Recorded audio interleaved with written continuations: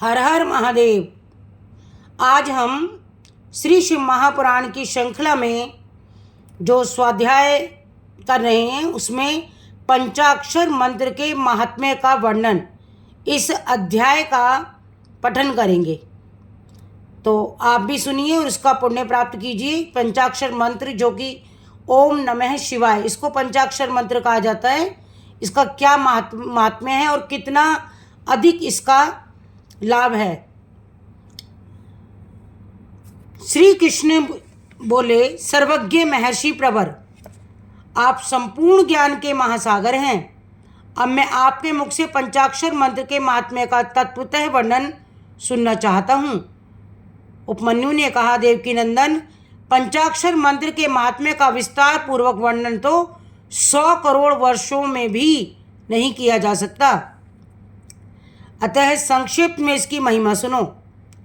वेद में तथा शैवागम में दोनों जगह यह षडाक्षर प्रणव सहित पंचाक्षर मंत्र समस्त शिव भक्तों के संपूर्ण अर्थ का साधक कहा गया है। इस मंत्र में अक्षर तो थोड़े ही हैं, परंतु यह महान अर्थ से संपन्न है। यह वेद का सार तत्व है, मोक्ष को देने वाला है, शिवजी जी की आज्ञा से सिद्ध है, संदेह शून्य है तथा शिव स्वरूप वाक्य है। यह नाना प्रकार की सिद्धियों से युक्त दिव्य लोगों के मन को प्रसन्न एवं निर्मल करने वाला, सुनिश्चित अर्थ वाला अथवा निश्चय ही मनोरथों को पूर्ण करने वाला तथा परमेश्वर का गंभीर वचन है। इस मंत्र का मुख से सुखपूर्वक उच्चारण होता है। सर्वज्ञ शिव ने संपूर्ण देहधारियों को सारे मनोरथों की सिद्धि के लिए इस ओम नमः शिवाय मंत्र का प्रतिपादन किया है। यह आदि षडाक्षर मंत्र संपूर्ण विद्याओं मंत्रों का बीज मूल मंत्र है। जैसे बट के बीज में महान वृक्ष छिपा होता है, उसी प्रकार अत्यंत सूक्ष्म होने पर भी इस मंत्र को महान अर्थ से परिपूर्ण समझना चाहिए। ओम इस एकाक्षर मंत्र में तीनों गुणों से अतीत, सर्वज्ञ, सर्वकर्ता, द्युतिमान, सर्वव्यापी प्रभु शिव प्रतिष्ठित हैं। ईशान आदि जो सूक्ष्म एकाक्षर रूप ब्रह्म है, वे सब नमः शिवाय इस मंत्र में क्रमशः स्थित है। सूक्ष्म षडाक्षर मंत्र में पंच ब्रह्म रूपधारी साक्षात भगवान शिव स्वभावतः वाच्य वाचक भाव से विराजमान है। अप्रमेय होने के कारण शिव वाच्य है और मंत्र उनका वाचक माना गया है। शिव और मंत्र का यह वाच्य वाचक स्वभाव अनादिकाल से चला आ रहा है।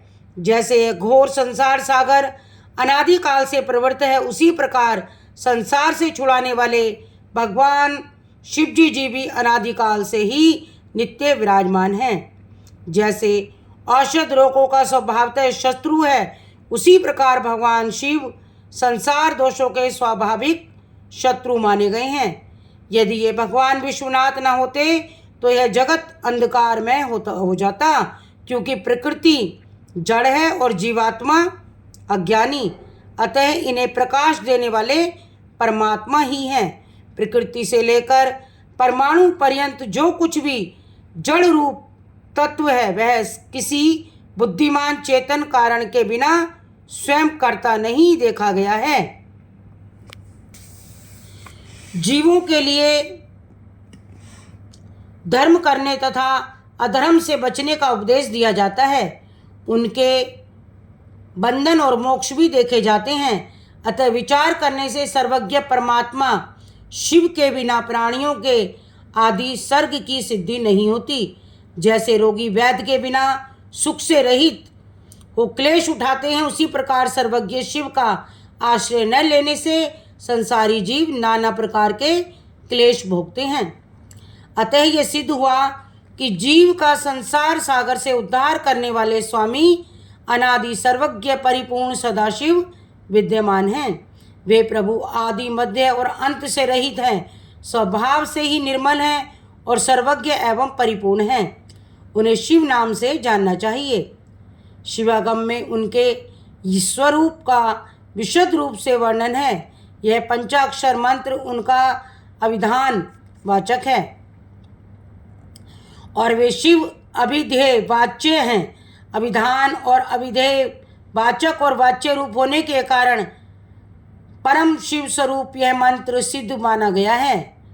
ओम नमः शिवाय यह जो षडाक्षर शिव वाक्य है, इतना ही शिव ज्ञान है और इतना ही परम पद है। यह शिव की विधि वाक्य है, अर्थवाद नहीं है। यह उन्हीं शिव का स्वरूप है जो सर्वज्ञ, परिपूर्ण और स्वभावतः निर्मल है, जो समस्त लोकों पर अनुग्रह करने वाले हैं। वे भगवान शिव झूठी बात कैसे कह सकते हैं? जो सर्वज्ञ हैं वे तो मंत्र से जितना फल मिल सकता है उतना पूरा का पूरा बताएंगे, परंतु जो राग और अज्ञान आदि दोषों से ग्रसित हैं वे ही झूठी बात कह सकते हैं। वे राग और अज्ञान आदि दोष ईश्वर में नहीं है, अतः ईश्वर कैसे झूठ बोल सकते हैं? जिनका संपूर्ण दोषों से कभी परिचय ही नहीं हुआ, उन सर्वज्ञ शिव ने जिस निर्मल वाक्य पंचाक्षर मंत्र प्रणयन किया है वह प्रमाणभूत ही है, इसमें संशय नहीं है। इसलिए विद्वान पुरुष को चाहिए कि वे ईश्वर के वचनों पर श्रद्धा करे। यथार्थ पुण्य पाप के विषय में ईश्वर के वचनों पर श्रद्धा न करने वाला पुरुष नरक में जाता है। शांत स्वभाव वाले श्रेष्ठ मुनियों ने स्वर्ग और मोक्ष की सिद्धि के लिए जो सुंदर बात कही है उसे सुभाषित समझना चाहिए। जो वाक्य राग, द्वेष, असत्य, काम, क्रोध, तृष्णा का अनुसरण करने वाला हो वह नरक का हेतु होने के कारण दुर्भाषित कहलाता है। अविद्या एवं राग से युक्त वाक्य जन्म मरण रूप संसार क्लेश की प्राप्ति में कारण होता है।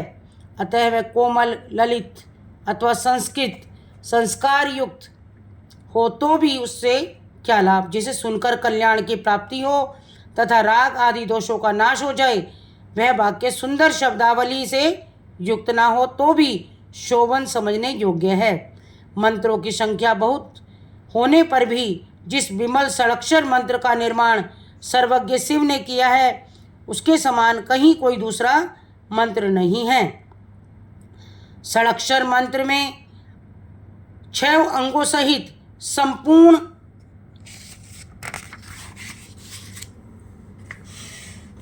वेद और शास्त्र विद्यमान हैं, अतः उसके समान कोई मंत्र कहीं नहीं है। 7 करोड़ महामंत्रों और अनेक उपमंत्रों से यह षडाक्षर मंत्र उसी प्रकार भिन्न है जैसे वृत्ति से सूत्र। जितने शिव ज्ञान हैं और जो विद्या स्थान है वे सब षडाक्षर रूप मंत्र रूपी सूत्र के संक्षिप्त वाच्य हैं। जिसके हृदय में ओम नमः शिवाय ये षडाक्षर मंत्र प्रतिष्ठित है उसे दूसरे बहुसंख्यक मंत्रों और अनेक विस्तृत शास्त्रों से क्या प्रयोजन है?